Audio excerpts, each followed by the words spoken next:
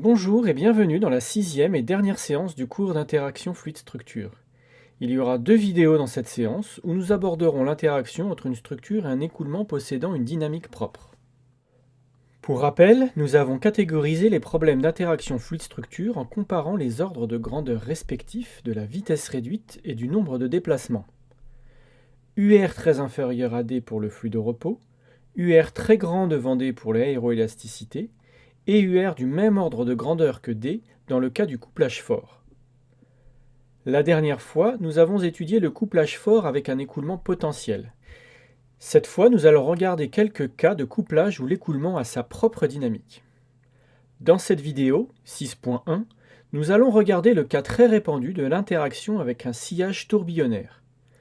Dans la vidéo suivante, nous mettrons en évidence une dynamique transitoire dans l'écoulement autour des profils et leur influence sur la dynamique d'une structure. Nous commençons donc par l'étude de l'interaction entre une structure et un sillage tourbillonnaire. Nous mettrons en évidence un phénomène appelé vibration induite par vortex.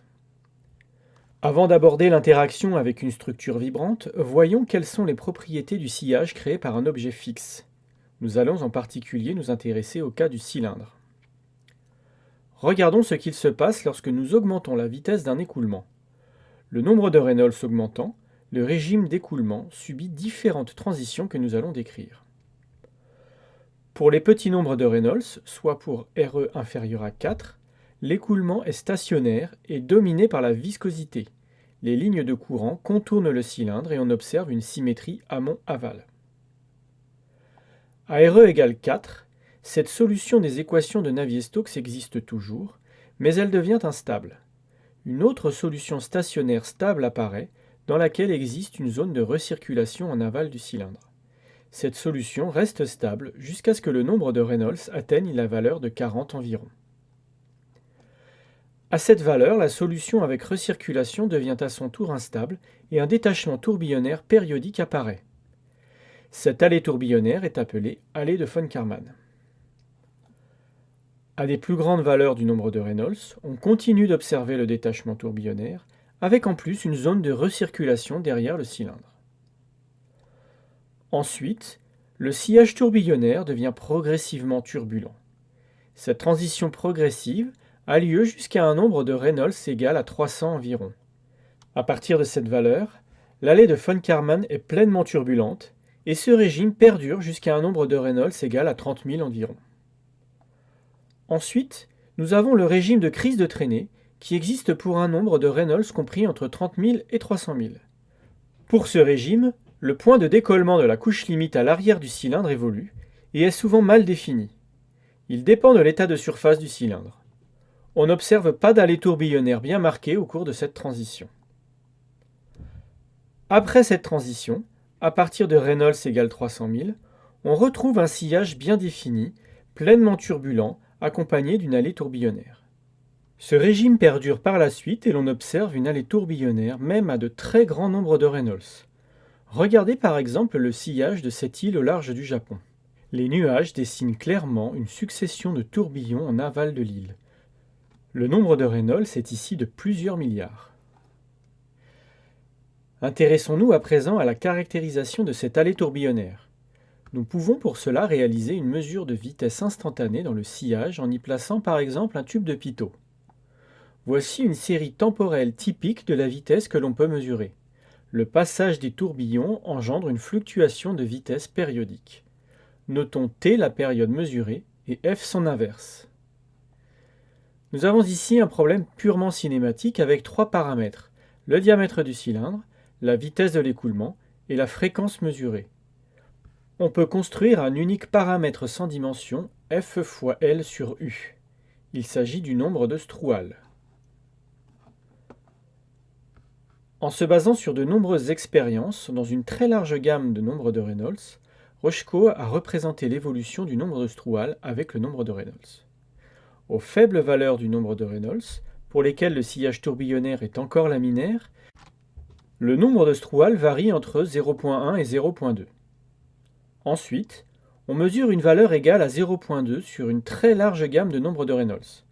Entre 3 puissance 5 et 3 puissance 6, la valeur du nombre de Strouhal dépend de l'état de surface du cylindre. Notez bien que cet intervalle de nombre de Reynolds est celui de la crise de traînée. Une fois la crise de traînée franchie, le nombre de Strouhal tend doucement vers la valeur de 0,3. En conclusion, le nombre de Strouhal est toujours de l'ordre de 0,2 à 0,3, sauf pour quelques cas limites, comme de très faibles valeurs du nombre de Reynolds et l'intervalle de crise de traînée pour une surface lisse. Que se passe-t-il pour d'autres sections? Le cas de la section carrée par exemple.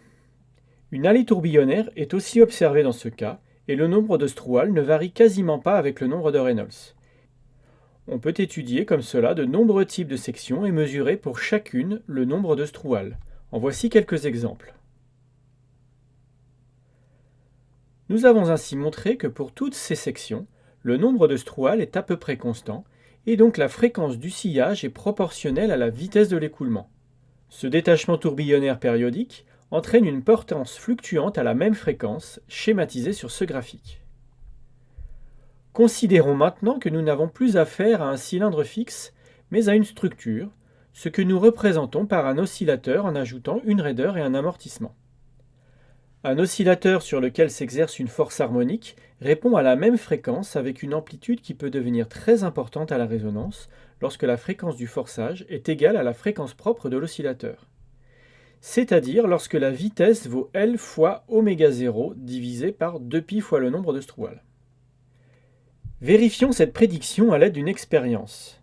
Sur cette vidéo est représentée la dynamique d'un oscillateur dans un écoulement. La vitesse instantanée dans un plan de l'écoulement est obtenue à l'aide d'une technique de vélocimétrie par image de particules. On distingue clairement le détachement tourbillonnaire sur cette animation, synchronisé avec le mouvement du solide. Sur la figure en dessous, nous traçons à la fois l'évolution de l'amplitude d'oscillation mesurée et la fréquence. On observe que nos prédictions sont vérifiées à un détail près. Dans un intervalle de fréquence autour de la résonance, la fréquence demeure constante.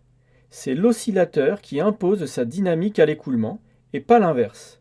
Ce phénomène est appelé accrochage, ou lock-in en anglais. Le phénomène de vibration induite par vortex est présent dans de nombreux domaines industriels.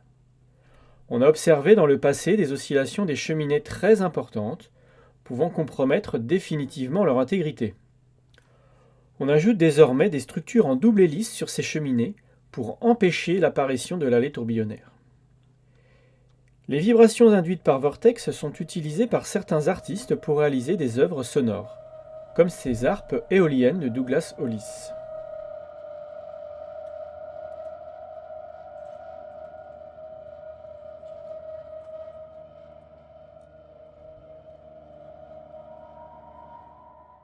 Ces vibrations peuvent aussi être très problématiques pour la stabilité des structures offshore. Il faut prendre en compte ce phénomène pour le cas des ombilicaux ou câbles d'ancrage soumis au courant marin par exemple. Mais ces vibrations peuvent aussi être vues comme un mécanisme de transfert d'énergie entre un écoulement et une structure que l'on peut mettre à profit pour la production d'énergie, comme par exemple avec ce concept d'hydrolienne de la société Vortex Hydroénergie. En conclusion de cette vidéo, à l'inverse des précédentes vidéos, nous avons considéré que l'écoulement a sa dynamique propre et qu'elle peut forcer la dynamique de la structure. Pour simplifier, nous avons affaire à un oscillateur forcé par une portance fluctuante. On observe de plus un phénomène d'accrochage entre le sillage et la dynamique de la structure, qui conduit à une fréquence constante sur une gamme de vitesses de l'écoulement autour de la résonance.